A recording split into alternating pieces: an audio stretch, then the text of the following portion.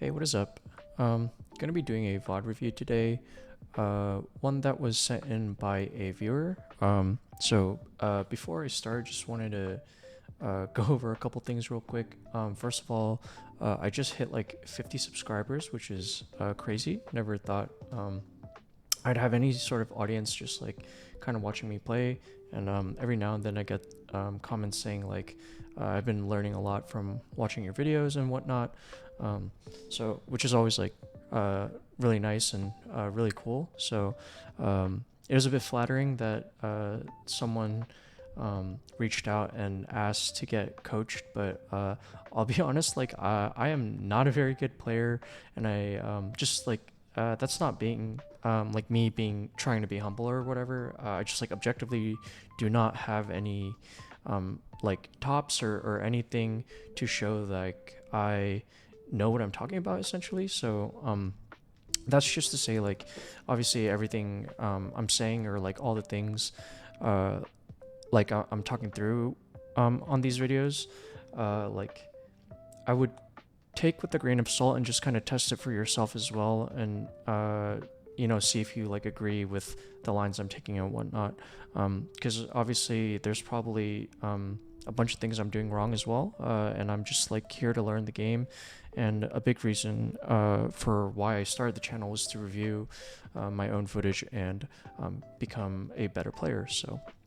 That being said, I do try to rationalize all my decisions and like kind of give my reasoning to why I think certain plays are good. Yeah, I mean that's that. We're just gonna go over this game.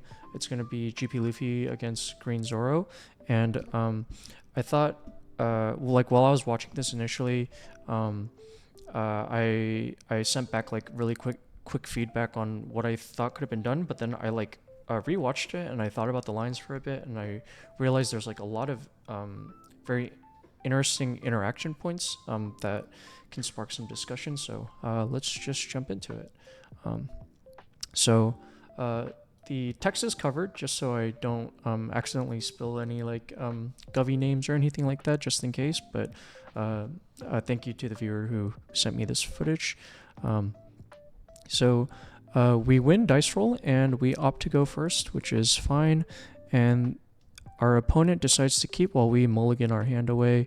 I think which is a good decision because we can see in our starting hand we do have a searcher, but Frankie and the Fat Zoro are not super impactful in this matchup. And then Giant, while it can come up later, we really want to see like playables in our starting hand. I think mulliganing here is the correct decision. And then this hand looks okay. I think it's better than our starting hand for sure, but not the best because we're missing Sanji and Pudding, but that's alright. We can search for it on our turn one. So yeah, nothing much to do here other than search, but here I think we have two realistic things that we can search. One is the DMG and one is the Going Merry.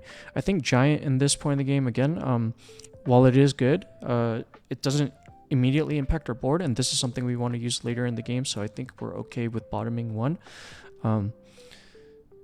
We decide to pick up the DMG, which I don't hate, but I think the stage is also an option as well, because after this we essentially have I believe 3 draws to find the Sanji Pudding, whereas if we take the Going Merry, we can bump that up to 4. So we'll draw 1 from our next turn. 1 will take the hit from the Zoro, and then we'll draw again on our 5. And if we don't find Sanji Pudding in those 3 draws, we're kind of in trouble. It's not much, but the Merry allows us to extend that to 4, and then if we can get a searcher off of any of those, obviously, then we have more ways to search into it as well. Opponent plays a Perona.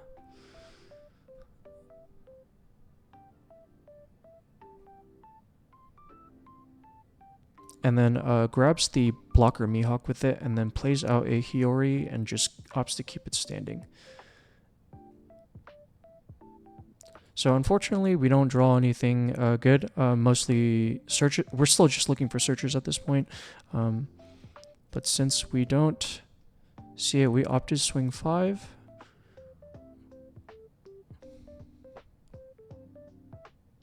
opponent thinks about it for a bit.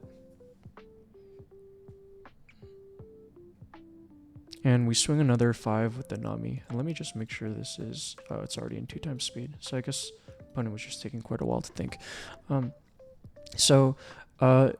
In the message the viewer sent me, he was kind of debating on whether this 5-5 swing was correct, or if he should just leave the Nami standing. And I wasn't sure initially when I watched, but I thought about it a little bit more, and I think I do prefer just swinging 8 here. If we grab the stage earlier, we can play the stage and then swing 7 if we don't find anything impactful off the stage. But the reason why I think keeping the Nami up right here is one, well, obviously it contests the Hiyori, but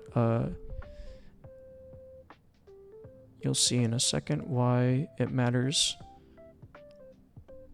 But here now the Perona gets to clear the Nami for free.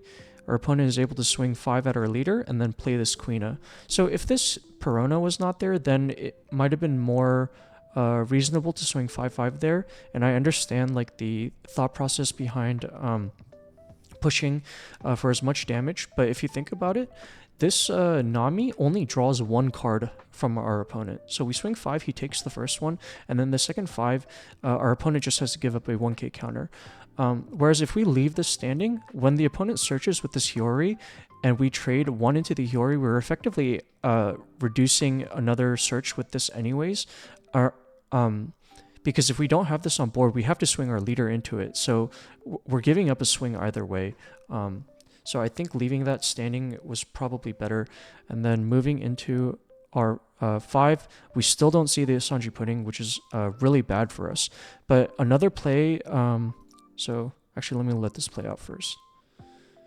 So we opt to just swing 8.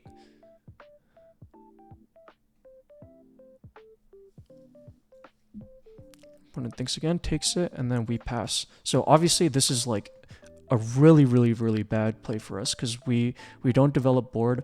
Our opponent doesn't really have a board either, but they have like 2 pseudo blockers set up that'll give them value, and this little weenie right here that can contest our weenie as well. So I think what instead we could have done in this position, had we kept the Nami standing, was actually play this Dead Man's Game to tap both the Queena and the Hiyori down. Then we swing the Nami into the Hiyori and then the leader into the Queena. And then it sounds kind of insane at first glance wasting a Dead Man's Game just to tap these 2 down. But effectively what that allows us to do is it trades like 1 card for potentially 3. So with these cards that we're clearing, getting 0 value. So our Nami is not really a real body, so we don't care if it gets traded away from this Perona. But these 2, the Hiyori Searcher that can search multiple times, and a Queena is sort of like a real threat because they just generate a lot of value every single turn. So what we could have done, or like what this effectively allows us to do, is 2 into the 0. He's going to let this Searcher go unless he gives us 2 cards for it, which is kind of insane. And then this swinging into the Queena, yes, we don't get to chip at leader again, but us wasting this Dead Man's Game is also a 3k, and we're trading a 3k for a 3k essentially, because this Queena can give 3 Rested Dawn to the leader and swing an extra 3k over anyway. So in that sense, like this becomes a pseudo counter, a way to get rid of a pseudo blocker by us attacking into it, and then also getting rid of this Searcher before it gets to search. But unfortunately, now our opponent just gets to park this Queena and park the Hiyori, and they get to get value from it while we can't really do anything about it. And then because we swung this Nami earlier, we can't do the DMG play because then we can only clear 1, and at that point it gets a little bit more iffy on whether that's worth it or not.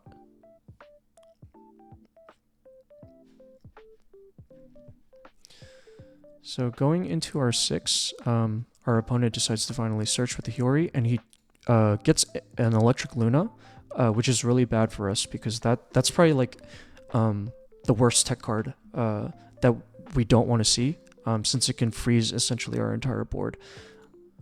And then he just swings 8 and plays the Tashiki naked. So our opponent is in a position where like if this Hiyori found a Cavendish and they stick a Cavendish, then they have like 2 things that can generate value every single turn in this Quina and the Cavendish, and then they can save this Tashigi when our Sanji Pudding eventually comes down if we find it, and at that point we've effectively just lost the game. But instead, because they don't have a better body, they play this Tashigi down essentially as a vanilla, because them attaching 3 Dawn here, it doesn't really do much. They can just swing once, so they lose a lot of equity that way. So we're okay with that.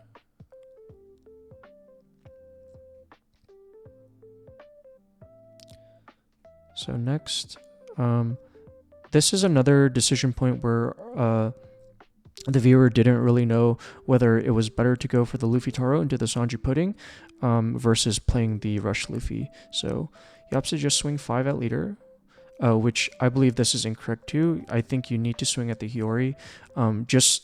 Him searching out the first electric Luna tells me he might be running more, and if they find another Luna off of this later, then that can like just end up like being disastrous for us. In certain situations, if you just get back-to-back Luna, there's not really much you can do. And then instead of playing the Luffy Taro into the Sanji Pudding, we opt to go for the Rush Luffy instead and just tap 7.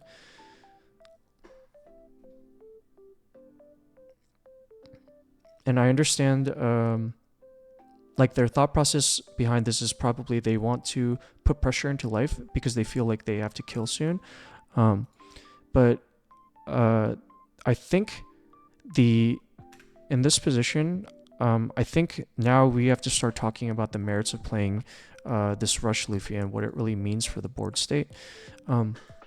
So the reason they were hesitant on playing Luffy Taro into Sanji Pudding is you effectively go Dawn -3 for the Luffy Taro and the leader ability, and then only gain 1 back with Sanji Pudding. So you effectively go to, I think, 5 Dawn after that, and then if they have to giant out of a swing, then they're sort of in a tricky position when it comes to how much like Dawn they're going to be playing with for the rest of the game. Especially since we don't have a Bagua here to re-ramp us. So I can understand that concern, but here is sort of where the issue lies. So in this position, why playing the Sanji Pudding? I think if you're really worried, you can just stick the Sanji Pudding, but I think that's wrong as well. So I think a couple things you have to think about is like this Rush Luffy, if you think about it, is actually very, very poorly statted. It's a 6 cost for just the 7k rush. So body-wise, this Rush Luffy is matching their Tashigi, where they're both 7ks, but our opponent paid 1 less for it. Yes, we get to get the swing like early since it's rush, but after that, this is just a 7k vanilla until we decide to use its secondary ability to try and close out the game. And then another issue that happens is in this position, if we play Luffy Taro into Sanji Pudding, 1, we establish 2 bodies, an 8 and a 7. So now we have our Sanji Pudding to contest the Tashigi, and then we have another 8k body that they have to answer.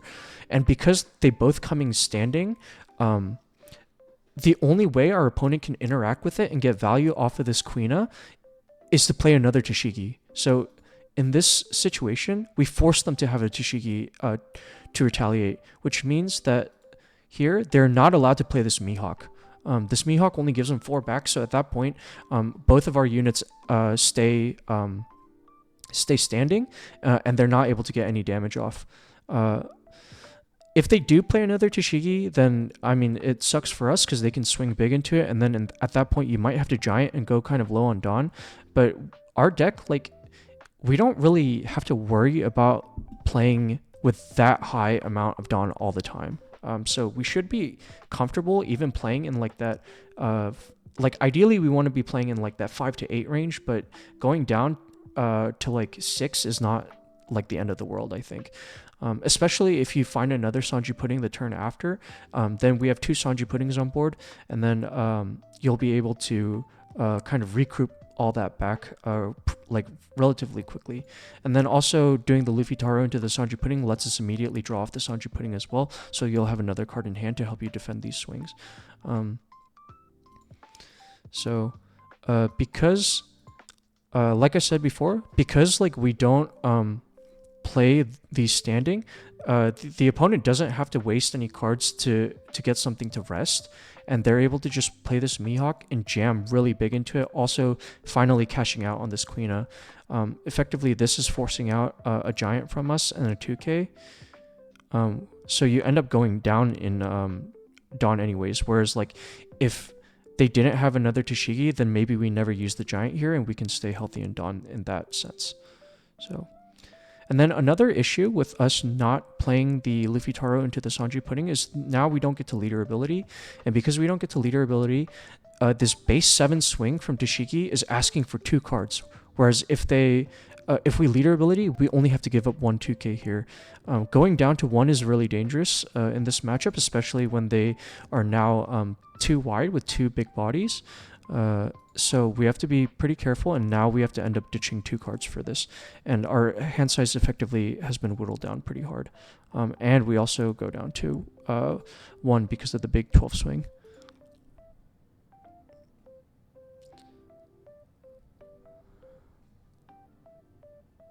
Now, I mean, the only real option, they swing a 5 into the Queen there.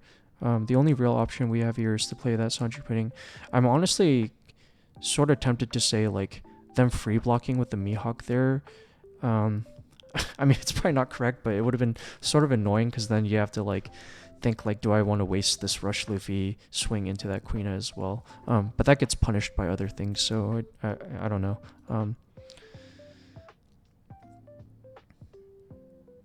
Next, we decide to play a stage. Swing an 8 so the Mihawk can't free block. We decide to block counter 1, and then we pass with 3 Dawn up, and our opponent finds another Tashigi. Oh, and this is another thing I pointed out initially when I sent a message back, but stage boosting goes a long way here. We know they picked up a Luna earlier, so we want to be stage boosting our Luffy Taro so they can't freeze it for free every single turn. Now he just swings an 8, which you guard out of, obviously, to keep the unit on board. Because at this point, if we let this go, we have no kill pressure.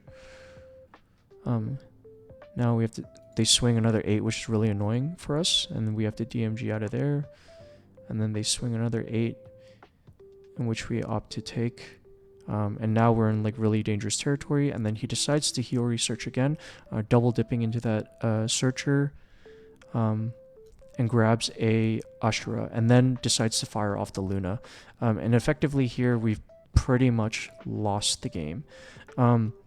If we stage boosted the Luffy, then there is like a very, very small chance, but a possibility of going DMG, tapping down the blocker, and then trying to close out the game that way.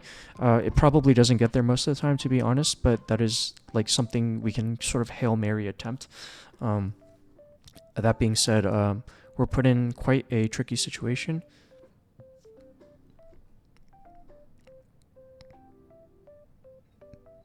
And here we play a Zoro, grab a 2k, play the blocker, and just swing a 6.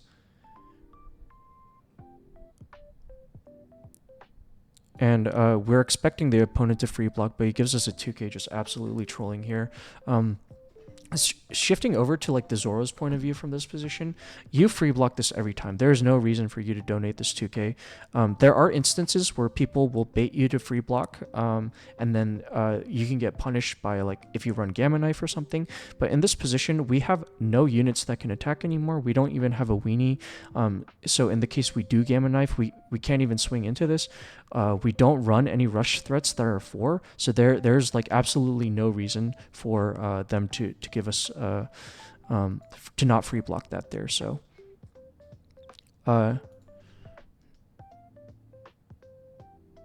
next we think for a bit. Oh, we just passed there. Again, not stage boosting, so we can get punished by a back-to-back Luna if our opponent decides not to go for game. And also playing this 2K, you just have to be very careful in certain situations because this 2K, or sorry, this Sanji is only allowed to block an 8 from their body and not the leader. Because effectively, blocking with this lets the leader restand for free, so there's no point in blocking one of those swings. So if you can turn this into blocking for an 8K swing, then it's worth it, but and other times you kind of want to keep it for counter. I didn't do the exact calculation here because I just think it will take too long, but our opponent ends up doing a double DMG to tap down all our dons and just swinging a 6, a 7, in which we have to 2K, another 8, which we opt to block. So this blocker did get technically give us more counter value, and then another 8, which we are 2K short, unfortunately.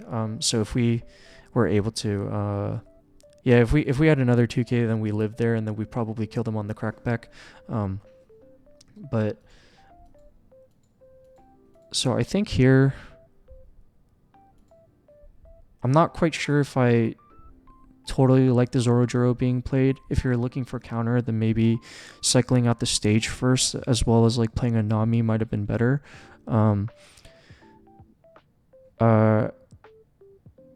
Yeah, but it's just really tricky at this point. I'm not even convinced that this double DMG play was like the best option. I think them just swinging big twice is probably better, to be honest. So I'm not quite sure why they did that, but I mean, they got there. So our opponent, I think, did kind of throw in a sense, but after like we had like an abysmal start, because to be honest, like not sticking any bodies until you're 7 is like really and a very mediocre body at 7. It's going to be kind of tough to win the game regardless, but I think definitely there's like a little like micro decisions here and there that could have led to us like winning this game. Another thing too is like I think if we grab the stage earlier, like I mentioned, then we actually would have drawn into the Sanji pudding on like a turn earlier, I believe. But that's a bit of hindsight. You know, there's situations where you're never drawing this, but like another thing to kind of take note is like in these situations where you don't really have a play, sometimes instead of grabbing counter, it might be more beneficial to just like grab things that can potentially find us plays. Yeah, because like even this DMG line that I talked about earlier really only makes sense in this particular situation where they ended up parking both the Queen and a Hiyori like this, which is not going to come up like a lot, but these are just like small things you have to think about. Anyways, I mean, those are just my opinions and my take on how the game went. If you saw any like different lines, then obviously feel free to comment, or if you disagree with anything, hopefully in a nice manner. But thanks for watching, and yeah, see you next time. See ya.